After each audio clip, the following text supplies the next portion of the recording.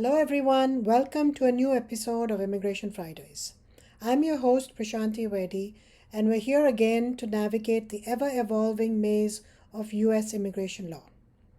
This week, we are going to talk about visa interview waiver program and the updates to it.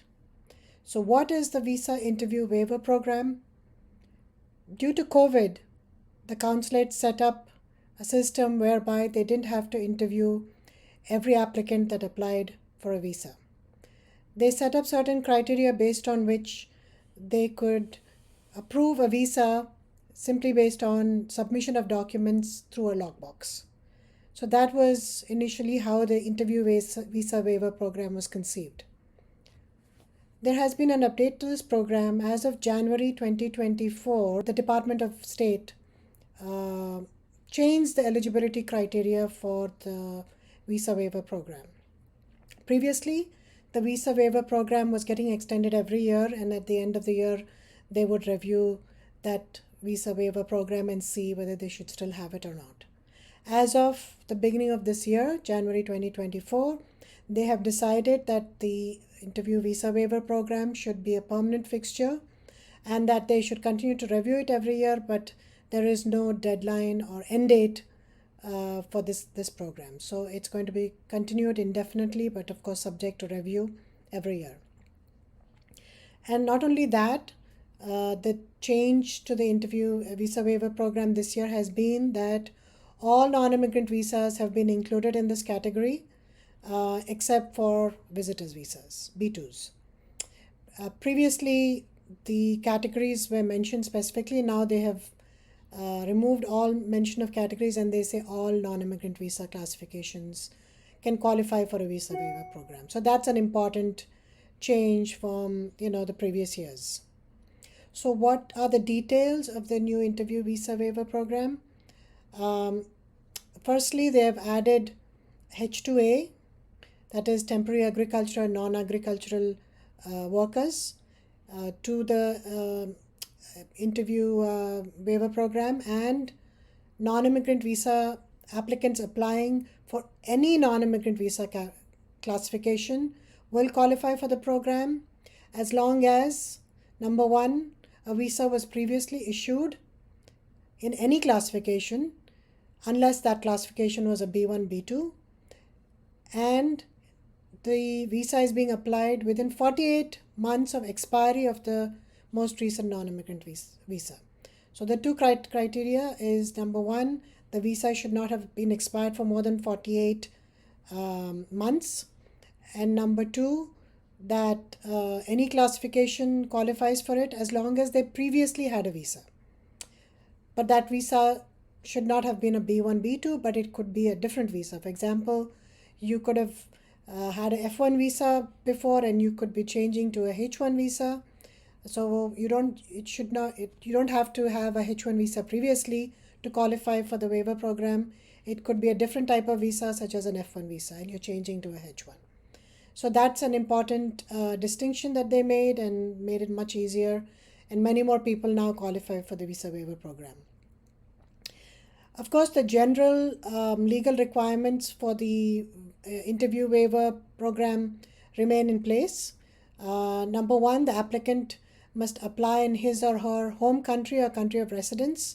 That means if you're an Indian national, you can't go and apply in Canada and expect that the interview will be waived. The applicant must have never been refused a visa unless the refusal was overcome or waived, and the applicant must have no apparent or potential ineligibility.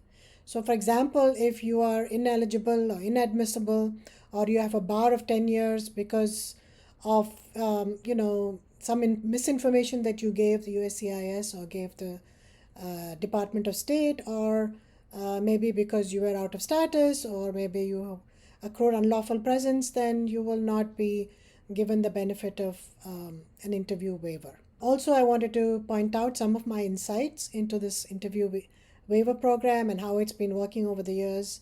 One thing is, the new program is great because it doesn't list any specific visa categories, which means it's open to all visa categories except for B1, B2. Second, you have to keep in mind that the determination of whether there will be an interview waiver is based on a case-by-case basis. So even though there is a program in place, it's for the consular officer to ultimately decide whether the interview waiver can be granted or not. So it's not necessary that everyone will get this benefit. It depends on the consulate, it depends on the country that you're applying from, and it also depends on your particular case. Has there been an advantage with this interview visa waiver program? Yes, there has been a huge advantage with reference to appointment wait times. The visa appointment wait times were horrendous, especially during COVID and after COVID when the consulates were closed. And so all the visa appointments backed up, and it was taking several months and in some cases more than a year to just get an appointment for a visa. So having given these interview waivers, the visa officers are now able to open up the time slots for cases where interviews are needed. And in other cases, you simply have to submit your documents in the lockbox, and then they will process the case. And it's much easier to get a lockbox appointment than get an actual in-person appointment. Are there any disadvantages to this visa interview program? Yes, I think there have been some disadvantages. People have told me that they have applied at the lockbox and then received administrative processing review information notification. So what happens in these cases of interview visa waiver is that they don't necessarily ask for all the documents. They only ask for basic documents, and you're asked to provide those basic documents and in the logbox. And once you submit those documents, then they will review it, and then they will either grant a visa. But if they need more documentation, obviously, which they might need in many instances because you're only submitting basic documentation and you're not there in person, so you can't submit the documentation that they're asking for immediately, even if you carry it. So in those cases, it's going into administrative review because they need additional documentation. And when it goes into administrative review, a lot of cases get backlogged, and the processing time really goes up from 6 months and sometimes to a year. So if you're stuck outside the country, and if you have a job, you're on a H1, that becomes a big problem for people to stay outside for that long because they might lose their jobs, might be separated from their families for a long duration of time. So I've seen that has been the biggest disadvantage of the interview waiver program, that all documents are not requested upfront, and sometimes there's a need to ask for additional documents, and there's no process to ask for these additional documents other than administrative review, which takes a long time. So with that, I hope this information has been useful to you, and that's a wrap for Immigration Fridays this week. I'll see you again next week. Immigration law is a complex subject, so please reach out if you need help.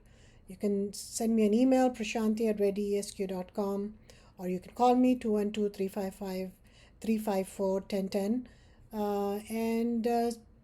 See you again next week with a new episode of Immigration Fridays.